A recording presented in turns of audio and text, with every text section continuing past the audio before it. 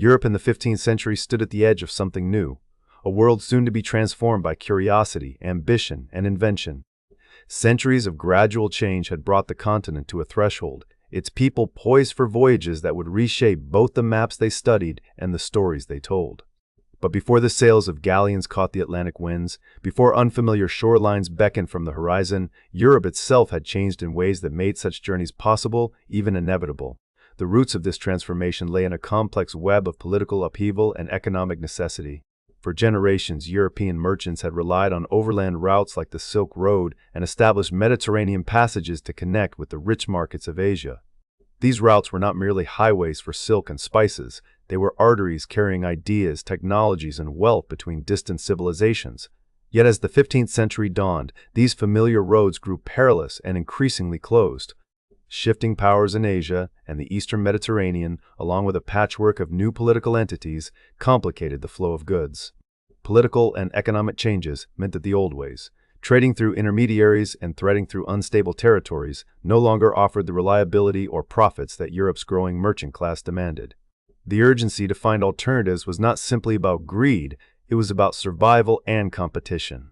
Trade was the lifeblood of many European states. The desire for spices, silks, and precious metals was matched only by the need to bypass the middlemen who controlled the overland routes and to extract more direct, lucrative returns.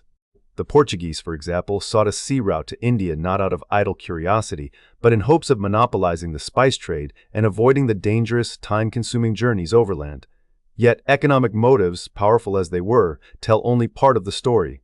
Europe at this time was also shaped by a spirit of religious zeal and a quest for glory. The three main reasons for European exploration were economic gain, religious expansion, and the pursuit of personal and national renown. The expulsion of Muslims from Europe, a process that had unfolded over centuries, provided a sense of unity and security for Christian monarchs and their subjects. With the perceived threat diminished, energy and resources could be channeled outward, toward the unknown. Some rulers and explorers sought to spread their faith, seeing new lands as fields for religious conversion. Others, inspired by tales of ancient heroes and conquerors, craved the immortality that came with discovery. Overlaying these motives was the intellectual ferment of the Renaissance, a period spanning roughly from the 14th to the 17th century. The Renaissance was a rebirth, a time when Europe rediscovered the classical knowledge of Greece and Rome and fused it with the innovations of its own age. Artists, scholars, and inventors looked both backward and forward, drawing inspiration from ancient texts while daring to challenge the boundaries of what was known. This climate of curiosity and creativity was fertile ground for exploration. The revival of classical learning and the embrace of humanism encouraged individuals to seek knowledge for its own sake, to question, to observe, and to venture beyond the familiar. The Renaissance's influence was not confined to the libraries and studios of Europe's cities. Its spirit infused the very technologies that would make exploration possible. The spread of the printing press, for example, allowed new ideas to circulate rapidly across the continent. Maps, travel accounts, and scientific treatises reached wider audiences, stoking imaginations and ambitions. The thirst for fame and personal accomplishment, so characteristic of Renaissance humanism, motivated explorers to undertake perilous journeys that promised both risk and reward. But dreams and ambitions alone could not cross oceans.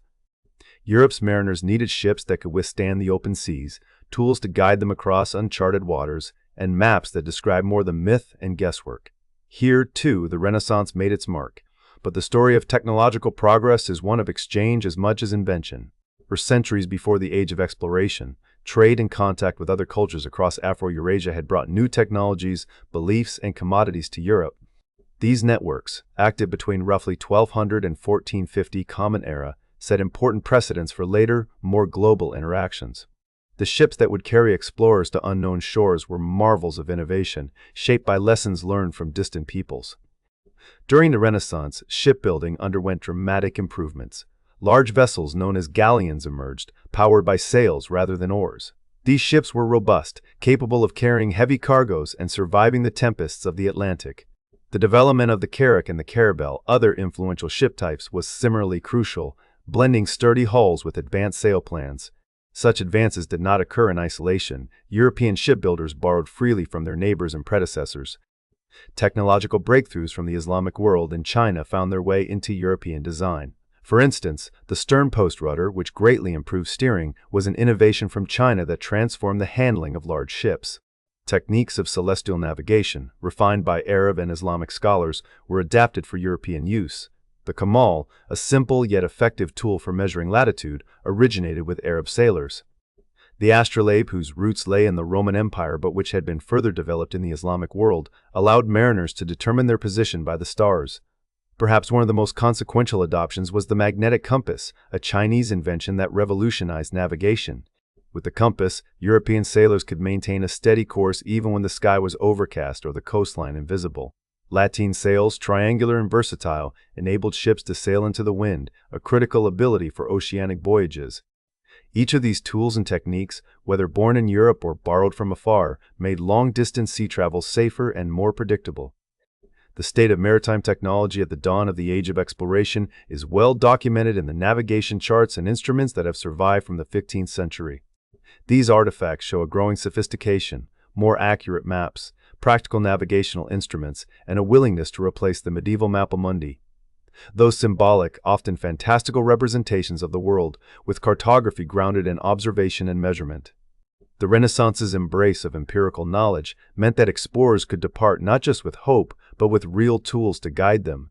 Yet for all these advances, the leap from coastal sailing to transoceanic exploration was daunting.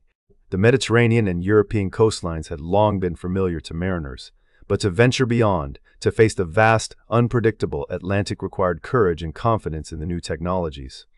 Historians generally agree that it was only through the convergence of improved ships, reliable instruments, and better maps that such voyages became conceivable.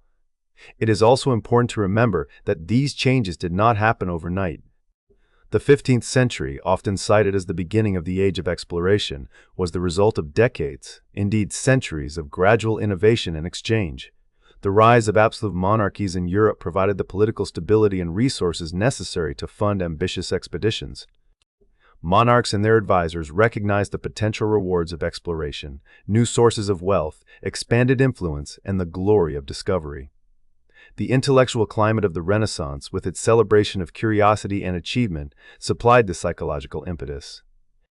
Motivations for exploration varied from kingdom to kingdom and from individual to individual. For some, the lure was economic, a chance to tap directly into the wealth of Asia. For others, it was religious, an opportunity to spread Christianity to new lands.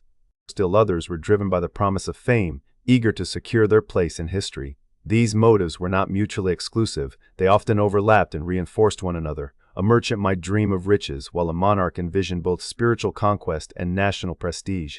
As the 15th century progressed, the pieces began to fall into place. The closing of traditional trade routes created an urgent need for alternatives. Advances in shipbuilding and navigation, many of them borrowed from distant cultures, gave Europeans the means to attempt what had once seemed impossible.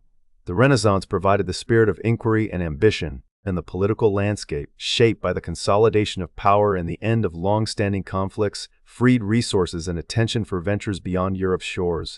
The dawn of discovery, then, was not a sudden awakening, but a gradual illumination. It was the product of shifting circumstances, ingenious minds, and restless hearts. The Age of Exploration would soon send ships beyond the horizon, but it began in Europe's courts and workshops, its libraries and shipyards.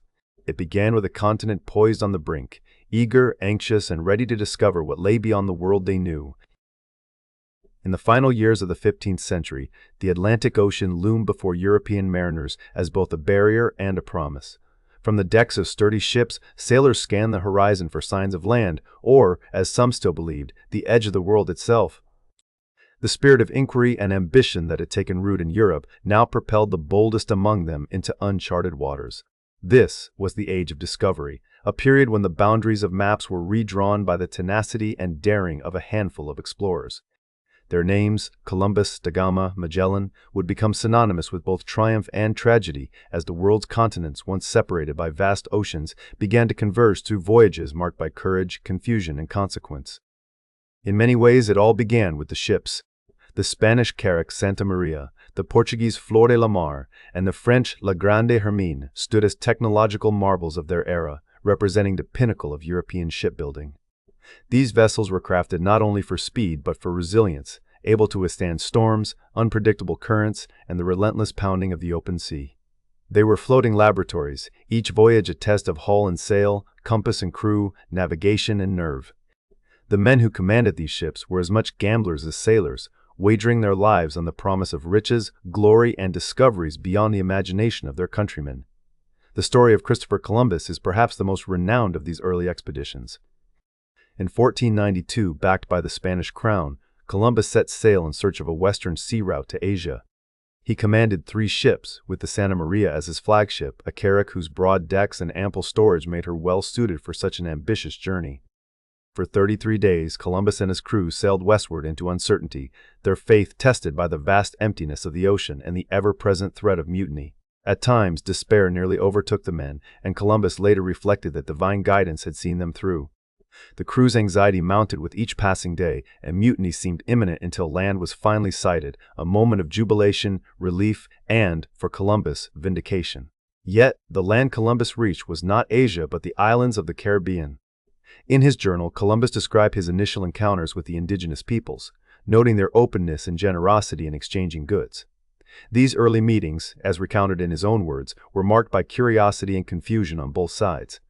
Driven by the expectations of his sponsors and his own ambitions, Columbus assessed these new peoples for their potential to be converted to Christianity and, as he wrote, to serve Spanish interests.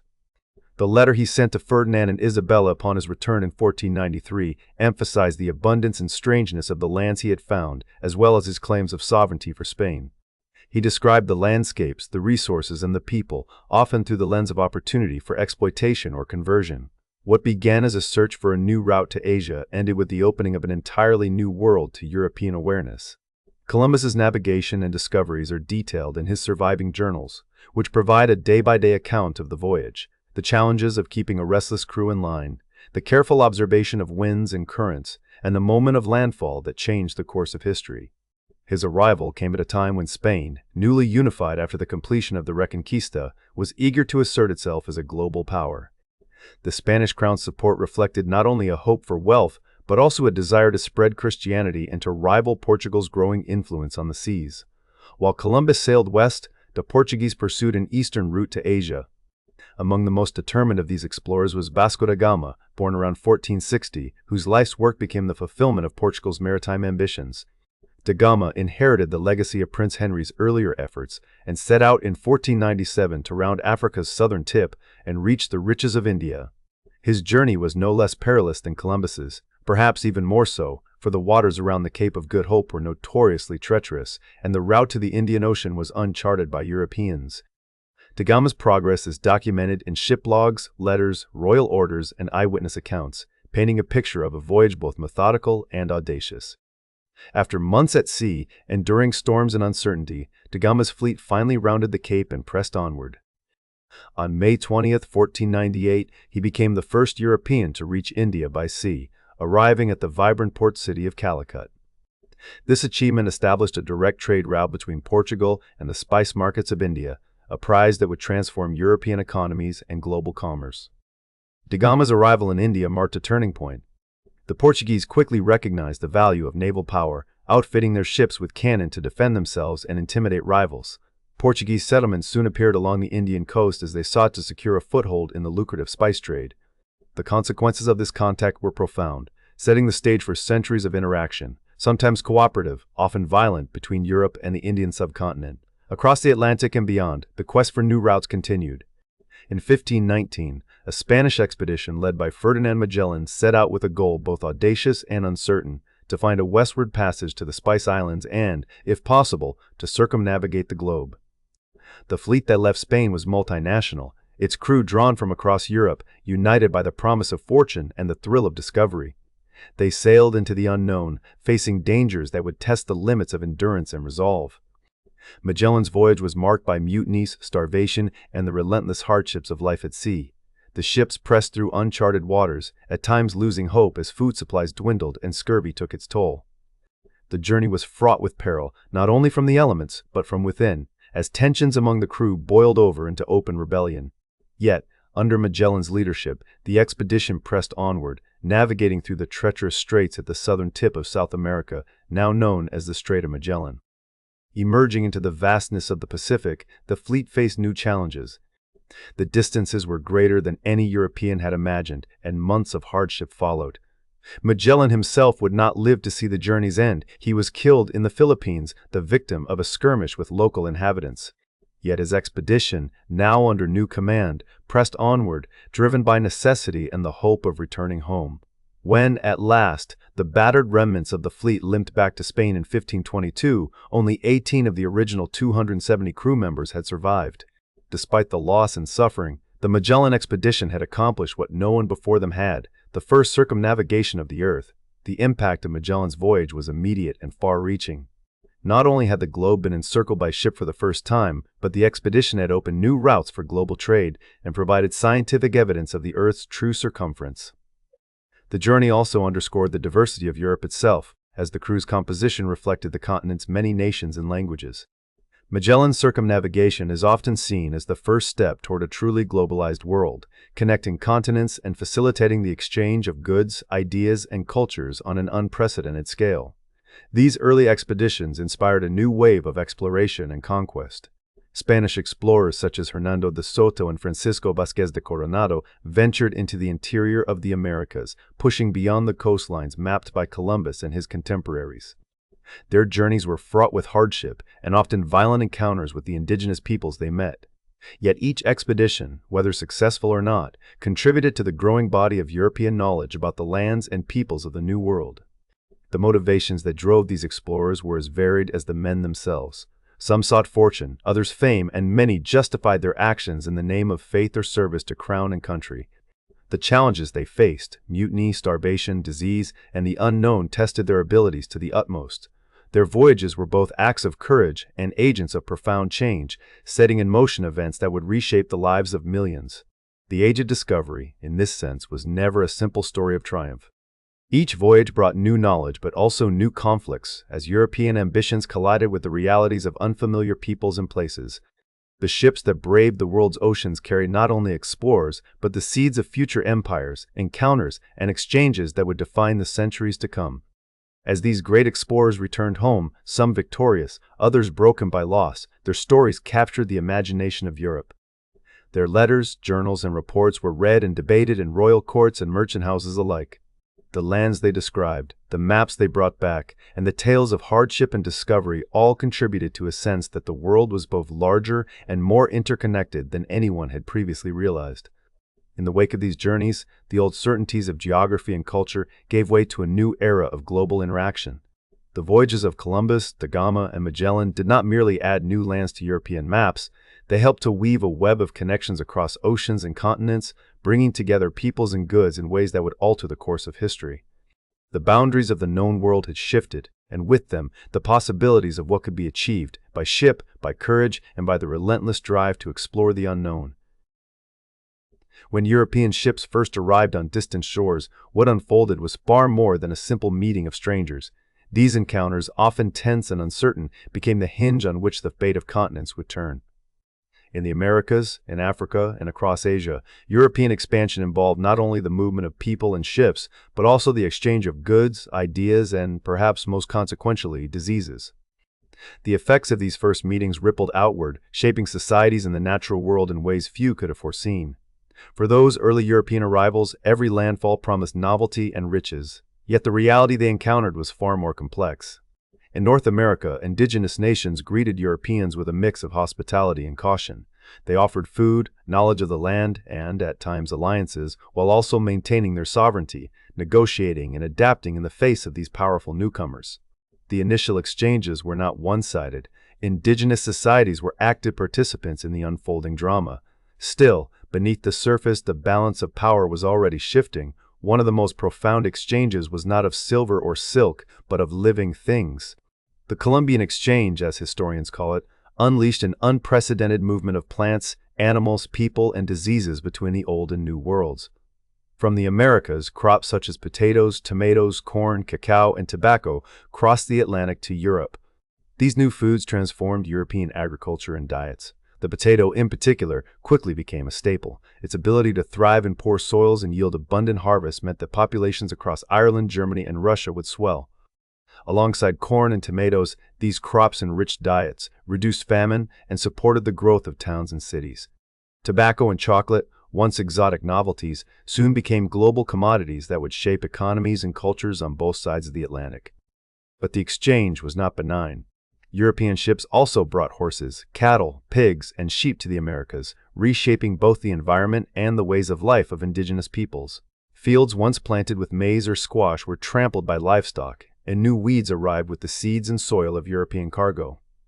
Perhaps most devastating, however, was the transfer of invisible passengers, diseases such as smallpox, influenza, and measles. Indigenous societies lacking immunity were ravaged. In the years following first contact, entire communities disappeared. The scale of loss is staggering. Estimates suggest that by 1600, the deaths of approximately 56 million indigenous people led not only to demographic collapse, but also to environmental changes so dramatic they may have contributed to a global cooling known as the Little Ice Age. Forests reclaimed abandoned villages and fields, their growth steadily altering the planet's climate. Conquest and colonization brought profound consequences. European powers rarely settled for trade alone, they sought to dominate.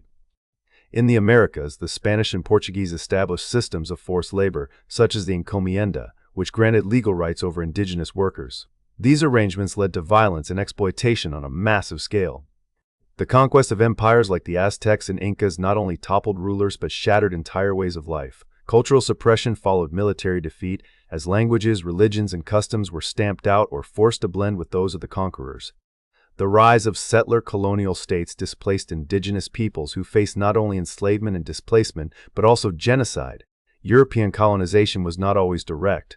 In regions like China, Iran, Turkey, and Afghanistan, European ambitions took the form of economic domination and political manipulation rather than outright conquest. By controlling trade, extracting resources, or undermining local rulers, Europeans extended their influence through subtler means. These indirect forms of colonization could be just as disruptive, entangling distant societies in global markets and power struggles. Trade itself was transformed. Before the great oceanic voyages, commerce had been largely regional, confined to familiar maritime networks. With the linking of hemispheres, European ships stitched together a world-spanning web of exchange. New trade routes brought spices, silver, and textiles from Asia and the Americas to European ports. The influx of gold and silver from the New World fueled European economies, enriching monarchs and merchants alike while destabilizing others. Distant markets and resources were integrated, changing global commerce forever. Sugar, tobacco, and chocolate became the lifeblood of new plantation economies, their cultivation and trade shaping the destinies of entire continents. Yet the benefits of these changes were far from evenly distributed. In Europe, the arrival of new crops and goods supported population growth, urbanization, and the rise of globalized economies. The wealth extracted from the Americas and Asia financed wars, palaces, and the arts, helping to propel Europe into a new era of power. At the same time, these riches came at a tremendous human cost. The transatlantic slave trade began as European demand for labor soared. Millions of Africans were transported in brutal conditions to the plantations of the Americas, their forced labor underpinning the new economies of sugar and tobacco. The blending and clashing of cultures, though sometimes giving rise to new forms of art and religion, often meant the suppression of old ones. The environmental consequences were no less dramatic. The Columbian Exchange altered ecosystems on both sides of the Atlantic. In the Americas, the introduction of Old World crops and livestock changed the landscape, sometimes irreversibly. In Europe, the adoption of maize and potatoes stimulated further population growth, which in turn increased pressure on land and resources. The scale of these changes was unprecedented, a true ecological revolution. Encounters between Europeans and indigenous societies were rarely simple. Early colonists faced daunting challenges, language barriers, unfamiliar customs, and the constant threat of conflict. Some indigenous nations responded to European arrival with resistance, others with adaptation, and many with a complex mix of both. Trade relationships developed, sometimes mutually beneficial but often lopsided as European technologies and goods shifted the balance of power. Over time, these exchanges led to the emergence of new empires, new identities, and new forms of resistance. The immediate aftermath of contact was marked by tragedy for many indigenous peoples. Epidemics swept through villages before many had even seen a European face. Conquest and forced labor systems compounded the devastation. But the story does not end with loss alone. Indigenous societies adapted, negotiated, and at times resisted colonial pressures. They maintained sovereignty where they could, reimagined traditions, and found new ways to survive in a world transformed by European arrival.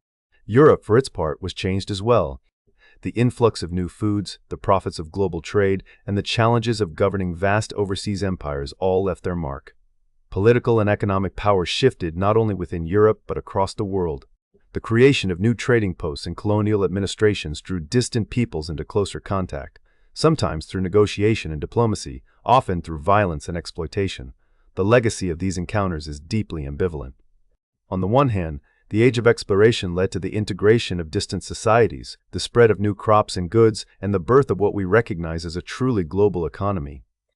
On the other hand, it unleashed epidemics, fostered the slave trade, and caused the deaths and displacement of millions. Some exchanges, like the potato or corn, supported life and growth, while others, like smallpox or the encomienda, brought only devastation. In the centuries that followed, the world would never again be as it was before those ships crossed the ocean horizon. The encounter between Europe and the wider world was not a single moment, but a long, unfolding process, one that continues to shape lives, landscapes, and identities to this day. The consequences, both seen and unseen, remain woven into the fabric of our shared history, a testament to the complexity and the cost of connection.